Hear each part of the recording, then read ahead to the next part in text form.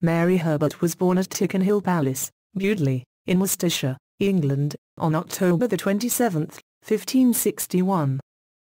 Mary's father was Sir Henry Sidney, Lord Deputy of Ireland, and was also the childhood companion to Prince Edward, and later when he became king, they were still close. He was even favoured by Queen Elizabeth I. Mary's mother was Mary Dudley, daughter of the Duke of Northumberland, John Dudley. Mary had 3 brothers, and 3 sisters. Mary was summoned to attend Queen Elizabeth in 1575, after her younger sister's death.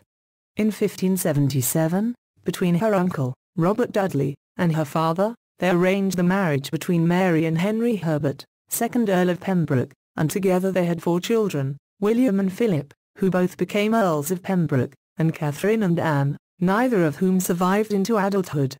Mary Sidney was a very highly educated noblewoman. Most women born into noble families and expected to make successful marriages, would need to know how to run large estates, in some cases, from great distances, and often to deputize in their husband's absence. In Mary's case, her family were humanists, and so her education was of the very highest standard possible. She had a very keen interest in chemistry, she was interested in musical codes, and was fascinated by invisible ink. With regard to her interest in chemistry, Mary was responsible for setting up a laboratory at Wilton House, which was overseen by Sir Walter Raleigh's half-brother.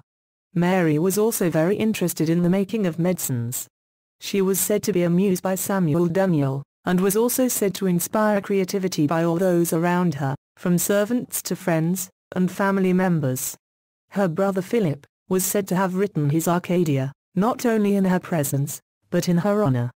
Prior to his death in 1586, he was almost a third of the way through translating the Book of Psalms, as it was felt the Edward VI translation was deficient.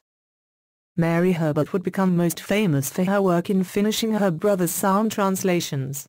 These would be presented to Queen Elizabeth I in 1599, and often referred to as the Sidneyian Psalms, which were highly regarded as influencing English poetry in the late 16th, early 17th century. She would also take up the task of completing her brother Philip's Arcadia, by editing and publishing it, and it would become the Countess of Pembroke's Arcadia, a publication that would become the most widely read tome for the next 200 years. Mary's husband died in 1600. It is said that she was not left very well financially supported, and he also stipulated, in his will, that she not remarry, although there are some that thought she may have secretly remarried anyway.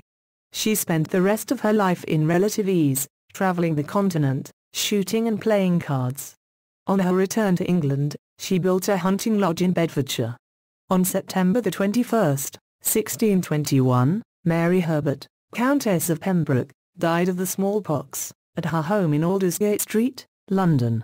She was given a very grand funeral befitting her station, at St. Paul's Cathedral. Her body was laid to rest next to that of her husband, in the family vault at Salisbury Cathedral.